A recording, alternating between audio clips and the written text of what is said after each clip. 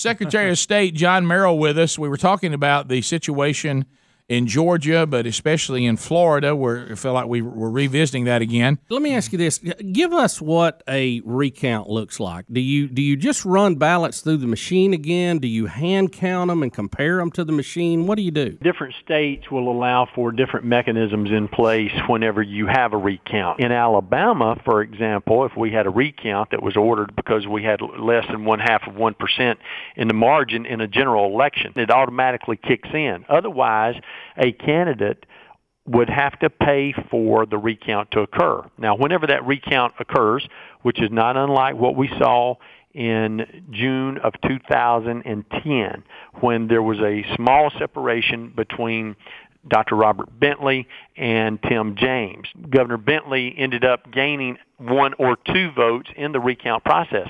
When you use the equipment that we use, when you use the equipment that Florida uses, you're not going to get a differentiation of enormous proportions. You might get 1 or 2, 3 or 4 votes that are going to be different, but in a statewide recount and the margin changed by 1 or 2 votes, that tells you all you need to know. You do count each and every ballot, then you see what the results are.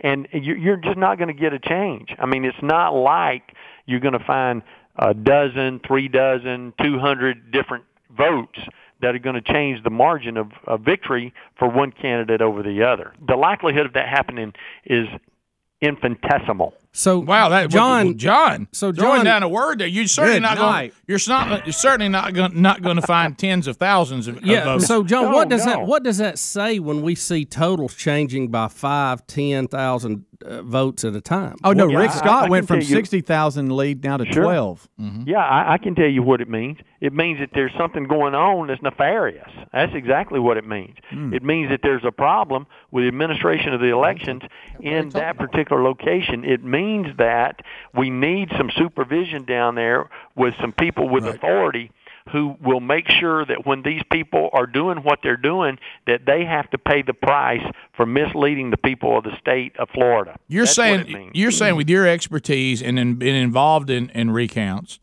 if you hear a 10 vote difference, you go, yeah. But if you hear 10,000, you're like, what?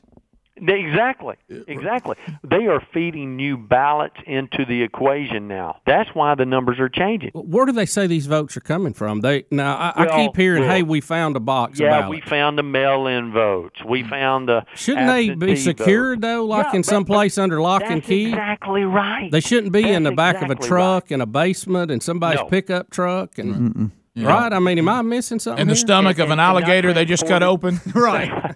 Not transported by a private individual or a private authority. There's a standard that has to be adhered to. If that standard is breached or compromised, then those votes need to be disallowed without any additional discussion. John, let me ask you this, and I know you don't even want to think this way. As an American, I don't. But let's just say we were doing a TV show, and it was about stealing an election. And we called you and said, John, we need to know the anatomy of how someone could steal an election. Would this be fair to say we would find a county that we know is heavily populated for our candidate or our party to start with? Is that a good start?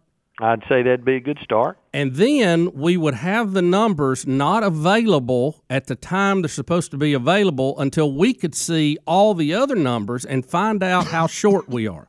You got that right. And then we would mysteriously have a problem getting our numbers in on time, but we kept finding other ballots. You are exacting the formula. When you're talking about moving forward in a process like this, if we saw a situation like this introduced in any one of our 67 counties, immediately when it was introduced, we would dispatch a team down there. And it would not just be a team of election officials. It would be a team of election officials accompanied by lawyers and law enforcement, because we want to make sure that any investigation that needs to start would begin immediately when this information was introduced to us. Because if not, the stories can change, the environment can change, the tallies can change. I mean, how in the world would they let us believe that they've had 50,000 new ballots introduced and all of them just happened to go to Senator Nelson? That just seems impossible. I mean, if they came in and you saw that they kept up with how the percentages turned out and they reflected that in that county, you might go, okay, well, maybe they did find a box. Exactly. Whenever you have situations like this introduced, you've got to make sure you've got strong and keen legal minds that are experts in election law. These people make a living in ensuring that we have safe and secure elections. But when you start to change the game because your team's behind, you start to change the rules because your team's behind, that's a problem for everybody. And the fact that it continues to occur in the same state, in the same area, is not acceptable. Thank you, John Merrill. Appreciate your time. John, thanks for your insight. Rick and Bubba.